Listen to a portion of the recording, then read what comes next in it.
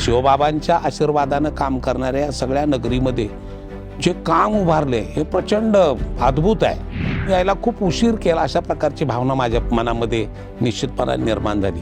भगवान परमात्म्याच्या सानिध्यामध्ये राहण्याची संधी काय असते, शिवबाबांच्या सानिध्यामध्ये राहण्याची काय संधी असते, हा तिथला अनुभव अत्यंत विलक्षण अशा प्रकारचा होता.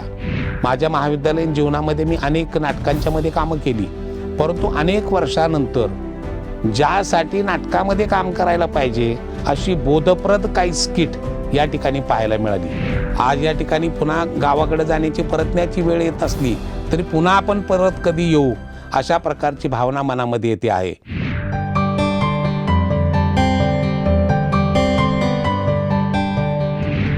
मन अतिशय भरून आलंय. आयुष्यामध्ये काही प्रसंग असे येतात ते आपल्याला खूप उशिरा अनुभवायला मिळाले असं वाटायला लागतं. तसाच काहीशी अवस्था माझी आहे. ओम शांती हा शब्द फक्त मी आजपर्यंत ऐकत होतो. का कोणास ठाऊक गेल्या 10-1 वर्षापासून महाराष्ट्रातल्या सोलापूर जिल्ह्यातल्या बार्शी शहरामध्ये प्रजापिता ब्रह्मकुमारी ईश्वरीय विश्वविद्यालयाचं जे काम चालतं हे काम फक्त दुरून पाहत होतो. आणि या केंद्रातले एक प्रमुख BK, सुदैवाने ते माझे सन्मित्र आमचे मोहनबाई, ते मला नेहमी सांगायचे की आपण या परिवाराशी जोडलं गेलं पाहिजे, आपण हे काम पाहिलं पाहिजे, याच्यामध्ये आपला सहभाग असला पाहिजे. परंतु दैनंदिन आपल्या वेगवेगळ्या ज्या काही ॲक्टिव्हिटी असायच्या आणि सामाजिक क्षेत्रामध्ये काम करत असल्यामुळं आपण धार्मिक आणि आध्यात्मिक क्षेत्राशी जोडले जाऊ का नाही अशा प्रकारची कधी कधी मनामध्ये शंका असायची. त्यामुळे ते कधी कधी दुर्लक्ष होत गेलं. कधी इच्छा असायची परंतु वेळ नसायचा. आणि जवळजवळ 39 वर्ष आणि 6 महिने इतकी शिक्षकी सेवा झाल्यानंतर गेल्या वर्षी 31 मेला मी सेवानिवृत्त झाल्यानंतर त्या कार्यक्रमामध्ये मोहनबाई मला आवर्जून म्हणाले की आता तुम्ही सेवानिवृत्त झालाय, आता तुम्हाला या कामामध्ये यावं लागेल. आणि कलाक्षेत्राशी माझा आयुष्यभराचा संबंध असल्यामुळं, नाट्य साहित्य कला या क्षेत्राचा संबंध असल्यामुळं त्यांनी मला आवर्जून सांगितले की आपल्याला कल्चरल विंगच्या कार्यक्रमाला जायचं आहे आणि तुम्ही ते गेलं पाहिजे. आणि मग अनेक वर्ष आपण माउंट आबू हा शब्द फक्त मी ऐकत होतो आणि आपण गेलं पाहिजे ही भावना अत्यंत मनापासूनची तयार झाली. असं म्हणतात की परमेश्वराकडून अशा प्रकारची काहीतरी आज्ञा यावी लागते आणि मी असं समजतो की मला शिवबाबांच्याकडून ती आज्ञा आली की तुम्हाला या आध्यात्मिक कामामध्ये यावं लागेल आणि मला यायला मिळालं. मला अतिशय सांगायला अत्यंत आनंद वाटतो यासाठीचा की माझं रेल्वेचं तिकीट काढण्यापासून ते आज काही वेळानंतर मी या कामातून माझ्या गावाकडे परतणार आहे. हे आत्तापर्यंतच्या सगळ्या कामामध्ये प्रत्येक ठिकाणी आनंद आनंद आणि आनंद या सगळ्या गोष्टींचा मी अनुभव घेतोय. या संस्थेचं काम मी फक्त ऐकून होतो. ज्यावेळी आबू रोडच्या स्टेशनवरती आम्ही आलो, काही सन्मान्य BK त्या ठिकाणी वाट पाहत होते. त्यांनी आम्हाला पाहताच आपण या कार्यक्रमासाठी आला असाल हे आमच्या एकूण देहबोलीवरून लक्षात कदाचित आलं असेल आणि त्यांनी आम्हाला स्टेशनवरून अत्यंत आपुलकीनं आमची चौकशी करून शांतिवनात आणलं. एक मनाला प्रचंड मोठा आनंद झाला. आमच्यासारख्या सर्वसामान्य माणसाला नेहमी असं वाटतं की एक आपलं एखादं छोटंसं घर असावं आणि त्या घरामध्ये आपण आपला प्रपंच नेटक्यापणानं करावा अशा प्रकारची एक भावना असते. परंतु या सगळ्या आध्यात्मिक क्षेत्रामध्ये काम करणाऱ्या, शिवबाबांच्या आशीर्वादानं काम करणाऱ्या या सगळ्या नगरीमध्ये जे काम उभारले हे प्रचंड अद्भुत आहे, प्रचंड आनंद देणार आहे. अनेक मोठ्या इमारती आहेत, अनेक प्रकारच्या सुविधा आहेत, प्रचंड मोठा स्वच्छतेचा इतका देखणा परिसर की जो परिसर बघताना प्रचंड आनंद वाटतो. आणि हे सगळं बघत असताना प्रत्येक ठिकाणी आपण यायला खूप उशीर केला अशा प्रकारची भावना माझ्या मनामध्ये निश्चितपणाने निर्माण झाली. मी आणि माझी पत्नी आम्ही दोघेजण त्याचा प्रचंड आनंद घेत होतो. या ठिकाणी अगदी आलेल्या लोकांचं आदरातिथ्य असेल, त्याचबरोबर इथला नाश्ता असेल, इथलं दुपारचं भोजन असेल, रात्रीचं भोजन असेल, या सगळ्या गोष्टी आणि हे बघत असताना सात्विक आहार ज्याला म्हणायचं तो इथं आम्ही अनुभवायला मिळाला. दैनंदिन जीवनामध्ये आजपर्यंत इतका सात्विक आहार आमच्या दुर्दैवाने आम्हाला कधी मिळाला नाही. आणि त्यामुळं कदाचित आमची प्रकृती बघितल्यानंतर, माझी प्रकृती बघितल्यानंतर मला ते वाटतं की आपण आयुष्यामध्ये सात्विक आहार घ्यायला खूप उशीर करतोय. हे बघितल्यानंतर निश्चितपणानं अशा प्रकारचा सात्विक आहार, कारण आहारातून मनुष्याचं व्यक्तिमत्वसुद्धा घडतं, हे गेल्या काही दिवसांमध्ये या ठिकाणी अनुभवायला मिळालं. आम्हाला ज्ञान सरोवर या ठिकाणी असलेल्या कल्चरल विंगच्या कार्यक्रमासाठी त्या ठिकाणी बोलावण्यात आलेलं होतं. या कार्यक्रमाचा अनुभव अत्यंत उत्तम होता. ज्ञान सरोवरचा परिसर, हा सगळा परिसर पाहिल्यानंतर एक स्वर्गीय आनंद त्या ठिकाणी आम्ही घेत होतो. कला, साहित्य, चित्रकला, नृत्यकला, या सगळ्या प्रकारच्या ज्या कला आहेत, या सगळ्या प्रकाराच्या कला प्रकारातून देशभरातून जवळजवळ एक 250 ते 300 कलावंत त्या ठिकाणी सहभागी झाले होते. आणि या सहभागी होणाऱ्या कलाकारांनी आपल्या आयुष्यामध्ये आधुनिक जगामध्ये जगत असताना संस्कृती रक्षणार्थ कलाकारांची काय भूमिका असावी याबद्दल त्या ठिकाणी आम्हाला विस्तृत असं मार्गदर्शन करता आलं.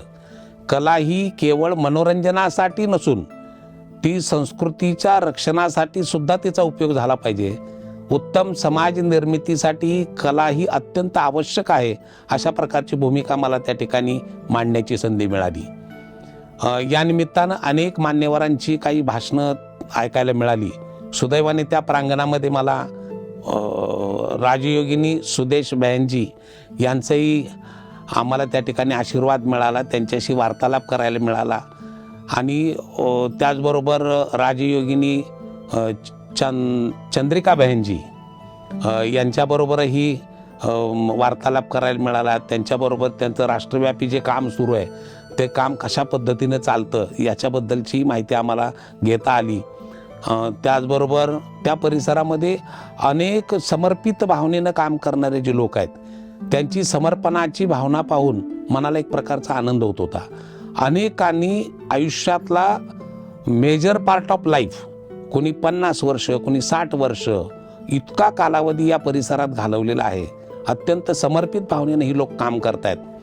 आणि अगदी ज्येष्ठ मंडळी असणाऱ्यापैकी ज्या राजयोगिनी भगिनी होत्या, त्यापैकी काहींनी 62 वर्ष, 65 वर्ष, 68 वर्ष, इतकी वर्ष ही या परिवारासाठी काम करतायत. ही सगळी मंडळी बघून आपण आयुष्यामध्ये खूप चांगल्या गोष्टीपासून मुकलो आहोत ही खंत मात्र निश्चितपणा मनामध्ये सातत्यानं येत राहिलेली आहे. हा सगळा कार्यक्रम बघत असताना ज्ञान सरोवरच्या परिसरामधले जे 4-5 दिवस होते ते आयुष्यामध्ये अनेक ठिकाणी फिरलो, अनेक ठिकाणी मौज मजेसाठी गेलो, परंतु एकाच ठिकाणी राहून भगवान परमात्म्याच्या सानिध्यामध्ये राहण्याची संधी काय असते, शिवबाबांच्या सानिध्यामध्ये राहण्याची काय संधी असते, हा तिथला अनुभव अत्यंत विलक्षण अशा प्रकारचा होता. त्या ठिकाणी असणारी मुरली हा कार्यक्रम असेल, त्याचबरोबर सकाळी राजयोगाचा कार्यक्रम असेल, हा सगळा अत्यंत उत्तम अनुभव होता. माझ्या महाविद्यालयीन जीवनामध्ये मी अनेक नाटकांच्यामध्ये कामं केली, परंतु अनेक वर्षानंतर ज्यासाठी नाटकामध्ये काम करायला पाहिजे अशी बोधप्रद काही स्किट या ठिकाणी पाहायला मिळाली. या स्किटच्या माध्यमातून सशक्त समाज घडवणं, उत्तम समाज घडवणं, संस्कृती रक्षण करणं हा अपेक्षित असलेला भाग, ज्याची आज गरज आहे की प्रत्येकजण या संस्कृतीच्या जडणघडणीसाठी काम करतो, ही भावना त्या ठिकाणी अत्यंत सांघिक पद्धतीनं पाहायला मिळाली. एक अत्यंत विलक्षण अशा प्रकारचा अमृतयोग माझ्या दृष्टीनं होता असं मी मानेन. शेकडो एकरच्या मध्ये पसरलेला हा परिसर गेल्या 2-3 दिवसामध्ये आणि या अगोदरच्या काही दिवसामध्ये हा सगळा परिसर अबुदर्शन परिवार, जो सगळा अबुदर्शनचा जो भाग आहे हा सगळा पाहता आला. काही ठिकाणी बाबांच्या त्या सानिध्यामध्ये काही वेळ त्या ठिकाणी अत्यंत मन शांत करून ध्यान करता आलं. ही सुद्धा गोष्ट अत्यंत माझ्या दृष्टीनं महत्त्वाची वाटते. ह्या सगळ्या गोष्टीचा जीवनामध्ये निश्चितपणानं त्याचा फायदा होईल अशा प्रकारची एक भावना झाली आहे. आज या ठिकाणी पुन्हा गावाकडे जाण्याची परतण्याची वेळ येत असली तरी पुन्हा आपण परत कधी येऊ अशा प्रकारची भावना मनामध्ये येते आहे. शेकडो एकराच्या परिसरामध्ये हा परिसर चालत असताना मोठमोठ्या इमारती जशा आहेत तशा अनेक सुविधा आहेत. एकाच वेळी 35,000 40,000 लोकांचं भोजन केवळ 2 तासामध्ये करणारं इथलं भलं मोठं किचन असेल की ज्या ठिकाणी अत्यंत सात्विक जेवण आपल्याला अनुभवायला मिळतं, हा बघण्याचा अत्यंत उत्तम अनुभव होता. कारण जेवणाचा मुद्दा मी यासाठी सांगतो की दैनंदिन जीवनामध्ये सामान्य आमच्यासारख्या एखाद्या कुटुंबामध्ये स्वयंपाक करायचा असेल तर कुठली भाजी करायची, ती किती वेळात तयार होणार आहे, याची सुद्धा सातत्यानं कुटुंबामध्ये छोट्या छोट्या गोष्टीवरून किरकिरी सुद्धा होण्याची शक्यता असते. परंतु 35-40 हजार लोकांचं जेवण अत्यंत शांतपणाने, इथं कोणी चिडत नाही, कोणाचा मोठा आवाज नाही, अत्यंत स्वच्छ परिसर, प्रत्येक व्यक्तीचा चेहरा अत्यंत प्रसन्न, ह्या गोष्टी मनाला खूप आनंद देणाऱ्या आहेत. स्वच्छ पांढऱ्या शुभ्र वस्त्रामध्ये असणारे बंधू भगिनी हे ज्यावेळी अनुभवायला येतात त्यातून एक वेगळ्या प्रकारची ऊर्जा, सकारात्मक ऊर्जा, मनाला आनंद देणारी ऊर्जा आमच्या मनामध्ये निर्माण झालेली आहे. हा सगळा परिसर सातत्यानं चमकत राहतो, तो प्रकाशामध्ये लख्ख प्रकाशात असतो. त्यासाठी लागणारं जे सोलर प्लांट आहे हा सुद्धा पाहताना मनाला अत्यंत आनंद झालं. केवळ आध्यात्मिक हा भाग लक्षात घेऊन हा परिसर सुधारत नाही, तर त्यासाठी नव्या तंत्रज्ञानाची जोड घेत हे कार्य अत्यंत जोमानं सुरू आहे, याचा अनुभव आम्हाला या निमित्ताने घेता आला. या संबंध भारतवर्षातलं, भारत देशातलं सगळ्यात मोठं असलेलं सभागृह, जे डायमंड हॉल ज्याला म्हणता येईल, ते या ठिकाणी अनुभवत असताना, आयुष्यामध्ये अनेक छोट्या मोठ्या रंगमंचावरती काम करत असताना 1000, 2000, 3000 अशा प्रकारची कॅपॅसिटी असलेल्या सभागृहात काम करता आलं. परंतु आज एकाच वेळी 25,000 लोक सभागृहात आहेत आणि आजूबाजूला 2-3 हजार लोक बसू शकतील, अशा जवळजवळ 28,000 लोक बसू शकतील इतक्या मोठ्या सभागृहाला पाहताना मन अत्यंत भरून आलेलं आहे. हा अनुभव कधी एकदा मित्रांना सांगतो, कधी एकदा परिसरातल्या लोकांना सांगतो, कधी एकदा भविष्यामध्ये माझ्या अनेक मित्रांना मी सोबत घेऊन, कुटुंबातल्या लोकांना पुन्हा पुन्हा घेऊन येईन, त्यांना हा अनुभव दाखवण्याची आता ओढ लागलेली आहे. हे सगळं सांगत असताना मला खूप मनापासूनचा आनंद होतो आहे. ओम शांती हे शब्द आपसामध्ये बंधुत्वाची, देश व्यापणारी भावना आहे, जग व्यापणारी भावना आहे. जात धर्म पंथ वर्ग गट तट हे सगळं सोडून एक विश्व कल्याणाचा विचार करणारा हा शब्द आहे. आणि त्यामुळे या परिवारामध्ये सहभागी होत असताना निश्चितपणानं मनाला आनंद होतोय. आज या परिवारात सहभागी झालोय, ते कायम टिकण्यासाठी आलोय, अशा प्रकारची एक मनामध्ये भावना ठेवत असताना मी पुन्हा भेटण्याचा प्रयत्न करीन नव्या अनुभवासह. ओम शांती, ओम शांती, ओम शांती.